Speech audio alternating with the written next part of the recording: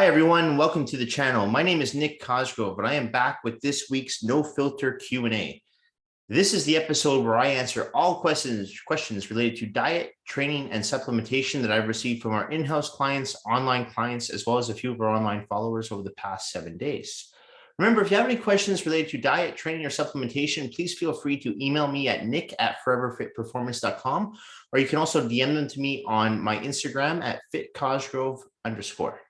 So let's get started on this week's first Q&A question. All right.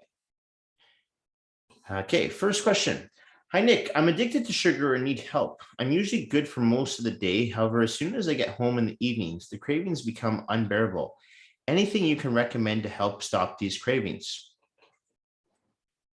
That is a very common problem. Okay, and it's actually a problem that I see a lot with a lot of people I work with on their nutritional plans. They're good for most of the day, but then as soon as the evenings hit, their diet goes to shit. And there's multiple reasons for that. And one of the reasons that I see a lot of times, it has to do with your blood sugar levels and your insulin levels. A lot of people, when they're working throughout the day, they're preoccupied, whether it's they're really busy at work or they're preoccupied with their kids, they're running around and they just don't have time to eat. So they're not so focused on food. Then when they get home, their body realizes, oh, wait a second, I've only had one meal all day, or maybe I've had 2 meals max all day, and my blood sugar levels are dropping. I need something for energy. And it's right away. So they crave for something quick, which is usually something that's high in sugar, right? So it gives you that quick acting energy. Unfortunately, as we all know, when you have that quick acting energy, it doesn't last very long. So having sugar cravings in the evening is very common for a lot of people. So what I usually do with a lot of clients I work with is I do something called strategic dieting.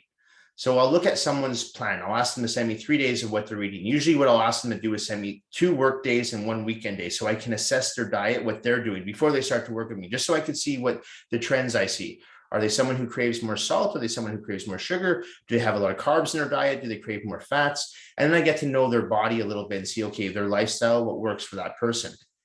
From there, what I'll find works for most people, especially with people who have sugar cravings, what I notice a lot of times is they'll do a lot of carbs towards the end of the day. And that is detrimental, especially if you're trying to lose weight, because it's not because carbs will make you fat. It's just that if you have too much carbs, that's actually going to have an effect on your blood sugar levels. So what I like to do with a lot of my clients who have sugar cravings is I'll actually do what I call fat backloading. So I'll put the fat towards the later portion of the day. Okay. And what that does is, as I mentioned last week on last week's Q&A, fats take longer to digest. They also help keep you feeling fuller for a longer period of time. So it's great to put them in towards the end of the day, because what happens is once you consume those fats, whether it be in the form of salmon, natural peanut butter, natural almond butter, avocados, they help let you feel fuller for a longer period of time, as I mentioned, and allow you to actually sleep better and you don't crave as much sugar. So what I would recommend doing is, if you're having problems with sugar cravings at night, just try this for a few weeks. Try to incorporate a little bit more fats into your diet towards the later portion of the day. So when you come home at night, instead of having like a cup or 2 cups of rice, have maybe like a salmon fillet with half a cup of rice. Try that and see if that works. Try having, before you go to bed, let's say an hour or 2 before you go to bed, try having a whey isolate shake with a tablespoon or a teaspoon of natural peanut butter, a couple of almonds, some omega-3 eggs. Just try that and see if that helps, because I find that works for a lot of people I work with if I do the fat backloading towards the end of the day. It just does help keep the blood sugar levels stable, and it stops you from craving more sugar. And also you won't be as hungry because, as I mentioned, fats take longer to digest. So my recommendation, if you're craving sugar in the evenings, try to incorporate a more healthy fats into your diet, less carbs at night, and see if that helps. Because for most people I work with, that usually works incredibly well. All right, next question. Hey, Nick, my husband tells me that his trainer told him that it doesn't matter as the type of macronutrients he consumes, as long as he stays within his daily macronutrient allowance, he won't put on any fat. Is this true? Oh, the If It Fits Your Macros diet is making a comeback. I addressed this diet back in 2015, 16, and 17, and I've been pretty quiet on it because not many people have been asking me about it, but all of a sudden it seems to have reared its ugly head again. So I'm going to say it again. When it comes to the If It Fits Your Macros diet, the cannot stand that diet. I hate that diet. I think it's a terrible diet. Of course, it matters about the quality of your macronutrients you consume. Your micronutrients are incredibly important. Okay. Now, is your husband's trainer right that you won't put on any body fat if you stay within your daily macronutrient allowance? Yes. Sure, he's right. But what's that going to do to your health? Internally, you can't just think about aesthetics. You have to think internally. If you're having cheesecake and cupcakes and you're having fries and poutine and burgers, as long as it fits your macronutrient allowance, you won't put on any weight. But what is that doing inside? What is that doing to your heart? What is that doing to your organs? What are you doing to your arteries? No, I'm totally against this type of this mindset of, yeah, you can eat whatever you like as long as you stay within your caloric, or not your caloric, sorry, your macronutrient daily allowance, you won't put on fat. It's not all about aesthetics, guys. You have to remember, you have to think long-term. So it's very important that you focus on the quality of the foods that you're eating. I will say it over and over again. I don't care how bored people get of hearing it. It's important. There's no way around it. If you want to optimize your health, you have to be very, very mindful of the food that you put into your body. So you can't be going to Earl's or Joey's or Cactus Club and having fries and burgers for lunch and saying, well, no, this fits my daily macronutrient allowance, so it's okay, I'll get away with it. Yeah, you might not put on any body fat. You might be able to hold your weight on the scale, but internally, I don't know what that's doing to you. And I don't want to risk that. And I have this model that I usually tell to a lot of clients. And, I always tell clients, eat like shit, feel like shit, right? That's a model that I like to use a lot. And if you eat like crap, you're going to feel like crap. If you eat good, you eat clean food, you're going to feel great. You're going to have lots of energy. It's not normal to have energy crashes in at 1 o'clock or 2 o'clock in the afternoon. That's not normal. If you're experiencing that, you have to look at your diet and say, where do I need to make changes? Because I can tell you from my diet, I feel good energy from 5 a.m. from when I work out till 10 o'clock when I go to bed. My energy levels stay the same. I don't start to decrease in energy throughout the day. It's because I have a lot of good complex carbohydrates, healthy fats, lots of fiber, lean protein in my diet. So those are my fuel sources to keeping me feeling good throughout the day, not energy levels going up and down throughout the day. That's not good. So to answer your question, if you stay within your daily macronutrient allowance that you calculated, yes, you will not put on fat for sure. Internally, though, I don't know what's going on with your organs, your arteries, your heart. I would not recommend following a diet like that. I'd recommend keeping your diet 90% clean, and every once in a while, like I said, once a week, maybe twice a week, have a cheat meal here and there. But for the most part, you should be cleaning clean, whole foods. All right, next question. Hi, Nick. Curious as to why your company doesn't use online booking platforms such as ClassPass and Mindbody when it comes to registering for a group class. Is this something you plan on incorporating for future classes? Absolutely not. Okay, so I don't want to badmouth Mindbody or ClassPass, but they don't work for us. They never have. I get emails from ClassPass at least once a month. I've received emails from Mindbody in the past telling me how much they can improve our company or they can improve our class attendance. We have 24 group classes that we offer on a weekly basis. There's 4 of those classes right now that are not full. So of those 24 classes, 20 of those classes are at full capacity. Our maximum limit for a class is 8 participants per class. And the reason we do that is because we like to take a more customized approach to our group class training. I've never believed in following the mindset of having 30 to 40 people in a group class. I get that brings in more revenue. I understand that, but I feel that dilutes your service. There's no way that one instructor or even 2 instructors can handle a group class of 30 participants doing resistance training exercises unless you're giving them a one-size-all cookie-cutter program, which I don't believe in. So when it comes to trying to fill my classes with ClassPass and Mindbody, I won't do it. I like when clients contact either myself or our office administrator, Mia, and they give us a whole history on their current fitness status, their health history. That's important. Are you working with someone who's diabetic? Are we working with someone who has a heart condition? Are we working with someone who's an elite athlete? That's all important. So we can actually tell them where we believe they'll be best suited, whether it's in a group class, whether it's in a one-on-one, or whether it's in a partner training session. We don't have beginners classes. Our small group classes are really intense. Most people who come to my group classes have been training with me for 5-10 years. So that's why they train in group classes, because they don't need that one-on-one attention anymore. They still want to come in for a good, intense workout though. So that's why our group classes are so popular. So when it comes to having a ClassPass or Mindbody and someone just books in last minute, no, that's not going to work, because I always like to know who's coming to my class so I can program accordingly. Same with the trainers that work for me. I want them to know who's coming to their class so that they can plan their class based on the participants who are in that particular class. So again, I'm not bad mouthing Mindbody or group class or ClassPass. I don't use them. I know they work for some companies, but for our company, it just wouldn't work, because we take a more customized approach to everyone who comes to work with us, whether that person is working with us for a few weeks because they're in town, or they've been working with us for 10 years. Everyone gets the same amount of attention. And that's so important, because if you take your health and your fitness seriously, we're going to take it just as seriously. So yeah, I don't do these one size fit all cookie cutter plans. So as far as signing up for ClassPass or Mindbody, never going to happen. No. All right, next question. Nick, your most disgusting gym moment of all time. I want to know. Who said that? Okay, most disgusting gym moment of all time. There's been a few, but the one that comes to my mind right now, it goes back to 2009 with a training partner who I will not mention on this episode because I don't want to embarrass him. But we were squatting in the squat rack, and I did my first set of squats. I did my 15, 20 reps of squats, and then he did his first set of squats, 15 to 20 reps of squats. Then we got into that second set. I did my set. And as I was spotting him on his second set, he went down, and as he kind of came back up from the squat, I heard a fart.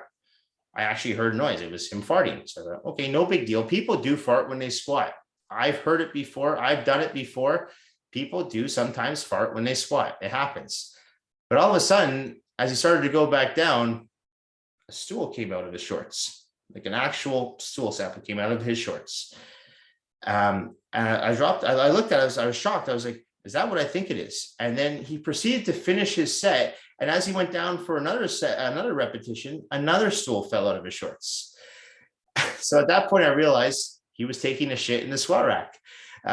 So he finished his set, excused himself, went to the washroom, wiped up, came back, grabbed some tissue, picked up his stool because I wasn't picking it up, and threw it in the garbage, and we continued the leg workout. Luckily, he actually did take off his underwear, so he was just squatting in his shorts, so he took off his underwear, so we didn't continue the workout with his underwear. But most disgusting gym moment of all time, my training partner took a shit in the squat rack. Yes, it actually happened. I am not making this up, and if he's watching this episode, he'll know I'm not going to mention who he is. He knows who he is. But yeah, it was pretty funny. And that was by far the most disgusting gym moment that's coming to my mind right now. And there's been a few, but luckily I've never taken a shit in the squat rack, but he did. Didn't really gross me out though. I think we were getting ready for a contest at the time. So I was so depleted, so tired. I'm like, I don't care. I'm like, take your shit. Let's just go. Move your shit out of the way. Let's squat. So yeah, most disgusting gym moment of all time. My training partner took a shit in the squat rack. All right, next question. Nick, I love nuts, but my friend has told me they are not good to eat if I'm trying to lose weight. I eat roughly 2/3 a cup of nuts a day of pistachios or peanuts. Ideally, I would like to lose 15 pounds by June 1st. Okay, your friend is not wrong. Nuts are very calorically dense. They're high in calories. So what you have to do when you're consuming nuts is you have to make sure you keep your portion sizes relatively small. And what I mean by relatively small is you want to actually count out your nuts. So rather than grabbing a handful of nuts, or 2/3 of a cup is quite a bit too, is what I'd recommend is keeping your portion sizes very small. Also, when it comes to nuts, you say that you're eating peanuts and pistachios, I would strongly advise you to stay away from those nuts and substitute them for almonds or walnuts. Pistachios, peanuts, they're very high in saturated fat, whereas walnuts and almonds, they're high in polysaturated fats, which are much more healthier for you. So depending on your size, your goals, whether you have a lot of weight to lose or you have just a little bit of weight to lose, your activity level, I usually recommend to most of my clients when they're consuming things like almonds to keep the almonds anywhere between 4 to 12, depending again on their goals, and walnuts between 6 to 10, again, depending on their goals. That works well for most people, but you have to remember too that nuts are, like I said, calorically dense. But where nuts actually will work to your advantage, and this is where it comes back down to that strategic dieting that I talked about in the first question, is that they are high in fats and they will help keep you feeling fuller for a longer period of time. So even though having 8 almonds might be more than 100 calories, those 8 almonds, if you have them in the evening, they're going to help make you feel fuller for a longer period of time. They're also going to help bring down your cravings. You won't be craving junk food. So it works to your advantage to incorporate things like almonds and walnuts into your diet if you can control yourself and keep the portion sizes small. If you're someone who knows you can't control yourself, like I have some clients who, if I put peanut butter on their plan, they'll eat an entire jar in one day. So I don't put peanut butter on their plan. I'll say, okay, no, peanut butter doesn't work for you. So let's not do that. That's a trigger food. So we're going to find another fat that's going to work for you. And maybe it's something like salmon or eggs or avocado, but peanut butter, you're going to overeat. So if you're someone who knows you can't have nuts in the house because you're going to overeat them, don't eat them. But if you can keep them in a small portion size, as I'm mentioning throughout the day, have a few almonds, and then towards the end of the day, have even more, just so you're doing that fat backloading again, that's going to help you keep those cravings down. So I don't necessarily recommend taking out nuts, but at the same time, I recommend just being strategic with the way that you implement your healthy fats into your diet. And when it comes to foods like nuts, just make sure your portion sizes are in check. All right, next question. Okay. Hi, Nick. How often do you recommend switching up your workouts? I'm currently following a 5-day training routine and have been using it for the past 3 years. Should I change my entire routine? Okay, so I wouldn't recommend changing your entire routine. When it comes to changing up your workouts, I always go by feel. So for myself personally, whatever I'm doing, okay, the perfect example, for the past few months, I was doing, with my chest workout, I was doing a lot of flat dumbbell presses. You know what was happening was I wasn't really feeling my chest muscles, my pectoralis major contracting as much anymore. I was feeling more of my delts. I didn't really know why. Maybe because I was just overusing those muscles for the anterior delts to do a lot of dumbbell presses, or maybe my body just got too used to the movement. So I substituted the flat dumbbell press for flat barbell press, which I hadn't done in years. And now all of a sudden my chest is feeling way more sore. I'm actually noticing my chest has actually grown quite a bit. It actually looks like it's more fuller now just by adding that one exercise in. And I'm feeling it more. So I made that decision based on how I was feeling. I wasn't feeling the flat dumbbell presses anymore, so I substituted them for the flat barbell press. That's not to say that the flat dumbbell press is a bad exercise or doesn't work. It does work. It's an incredibly effective exercise. But for me at this time, it's just not working. So I took it out, put flat barbell in, and I'm noticing changes in my chest already. So you really have to go by feel. Not every exercise is designed for everybody. I work with some guys who are really tall, and I find giving them barbell squats doesn't always work for them. The range of motion is awkward for them. The mobility seems like it just doesn't work for them. Their planes of motion, it's just nothing works for them with that movement. So what I'll do is I might give them, like, say, a ball wall squat, or I might give them a hack squat, I might give them a leg press, something to substitute that area so they're working the same muscle group, but just with a different exercise. So you really have to assess your form, your technique, and say, am I feeling this anymore? If you're not, take it out. That doesn't mean you have to take everything out, though. I mean, there's some exercises that I really feel, and I find that they really add value to my physique, so I keep them in. And I only change up exercises if I feel they're not adding any benefit to my routine. Or if I'm mentally just getting bored of that routine and I want to switch it up. For sure, yeah, have some fun with your workouts, but just make sure when you take out an exercise that you substitute that exercise with something that is targeting that same muscle group. So for example, in my case, when I was doing the flat dumbbell press, it would be silly of me to take that out and say, okay, I'm going to do some flat dumbbell flies. Well, no, flat dumbbell press works pec major, flat dumbbell flies work pec minor. So you're not working the exact same muscle group. Yes, you're working your chest, but you're not working the target area.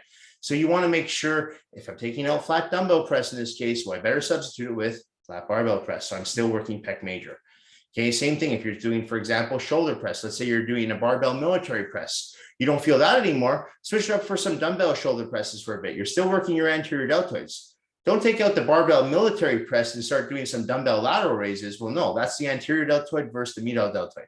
So you have to make sure when you're making those substitutions that you're still targeting the same muscle group that you're trying to stimulate, okay? That's very important. But as far as changing up your whole routine, I wouldn't recommend doing a complete change. I would just really pay attention to what you feel and what you don't, and take out the ones that you don't and substitute them for exercises that you do feel that's targeting that particular area. All right, next question. Hi, Nick. I have really bad pain in my left elbow whenever I perform pressing movements. It's so bad that I can't even train chest and triceps right now. Should I take some time off the gym or try to work through the pain?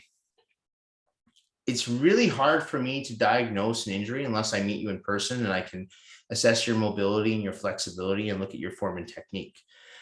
With that said, though, usually when it comes to elbow issues, it's either golfer's elbow, tennis elbow. You might have a little bit of tendonitis, maybe a little bit of arthritis in the arm that's causing that pain. Regardless of what the injury is, what I would recommend is a combination of three things. Okay, one is I would book a few sessions with an RMT, just so you can massage the fascia surrounding the elbow, the tricep, the bicep, the forearm eccentrics, just so that RMT can get into that area. I think that'll make a huge difference.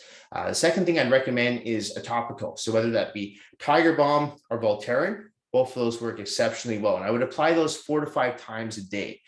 Don't just apply it once a day. You have to put them on throughout the day. And it smells pretty bad, but it's going to work. It does help. And I'd recommend doing that for a few weeks.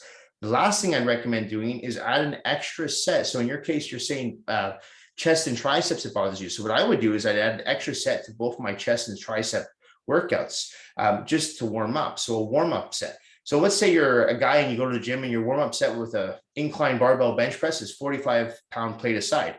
Warm up with just the bar. Just do 20, 25 reps with the bar, really high reps, just to help release some synovial fluid into those joints. Okay. And then from there, maybe instead of putting on 45 aside, go to 25 aside first, just for your first set.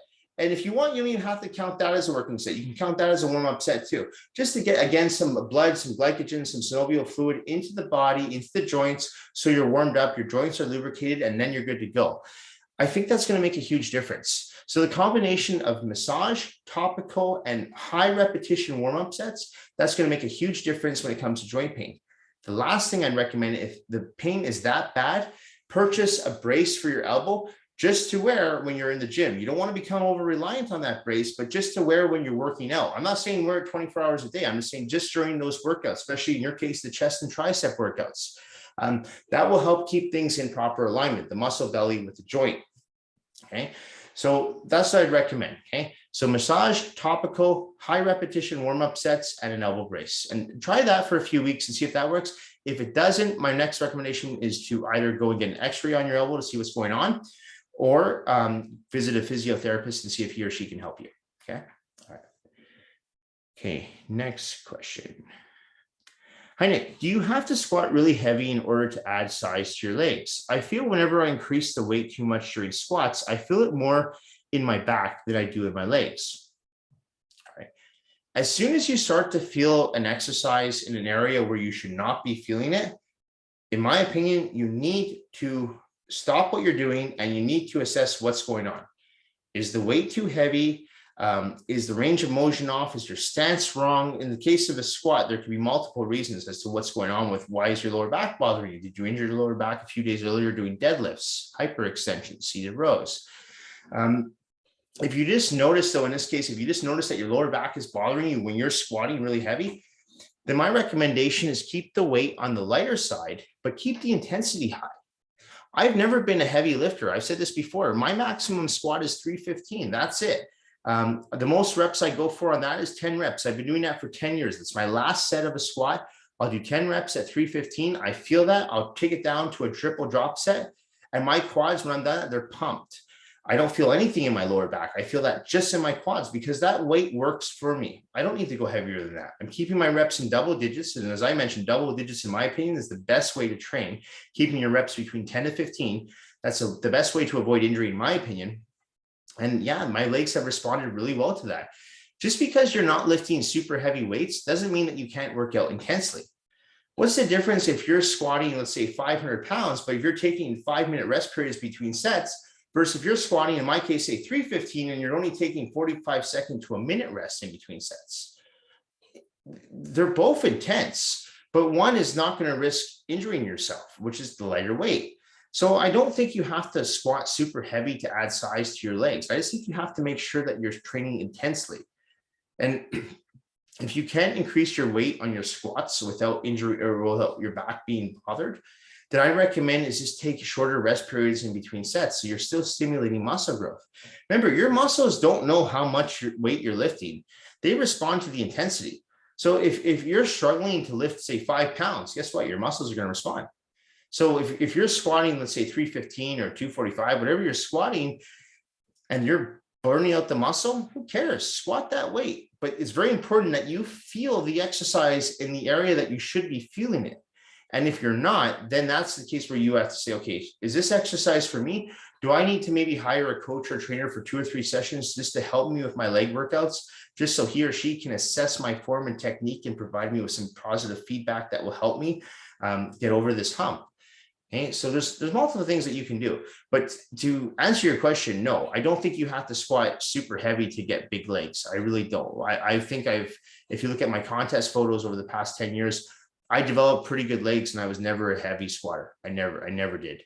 I just squatted really heavy, took very little, or no, sorry, I squatted very intensely and I took very little rest periods in between sets. Okay, so I really strongly believe that decrease your rest periods, keep your reps high, and watch those legs grow. All right, last question. Hi, Nick. I'm 6 months pregnant and wondering as to when I should stop working out with weights. My doctor told me to stay active as much as I can, but I'm worried I might cause problems down the road during my pregnancy. Your doctor is absolutely correct. Okay. I've worked with a lot of women who, during their pregnancies, tons over the past 20 years. And every single female client that I've worked with over the past 20 years has trained with me up pretty much until their delivery date. I've told this story before, but I had one of my clients who trained with me. She was actually, I think she was 2 weeks late. And she was still training with me, and she did her leg day. We trained legs on a Saturday morning in the group class, 2 weeks late. And then after the leg workout, about an hour and a half, 2 hours after the leg workout, her water broke. And she attributes that to the leg workout.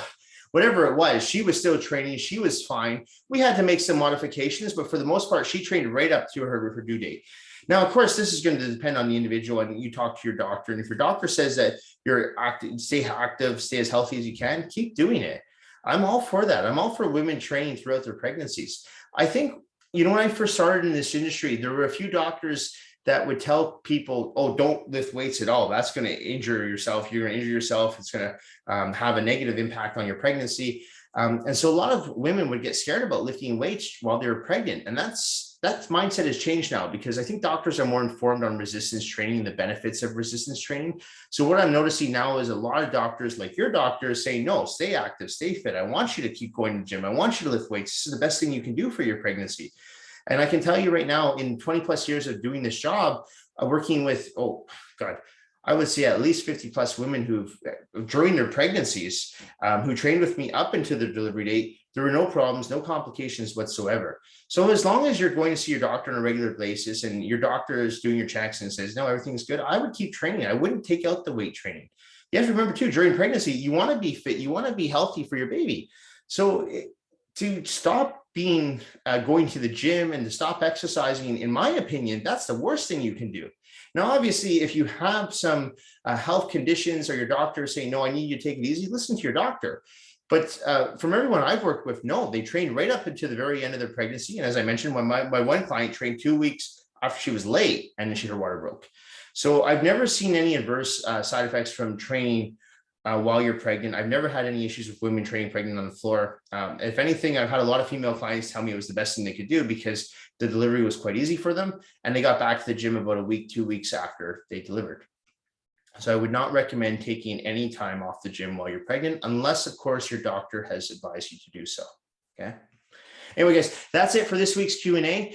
This episode should be going up on Thursday evening as usual. And just a reminder, if you have any questions, you can always email them to me at nick@foreverfitperformance.com, or you can also DM them to me on fitcosgrove_.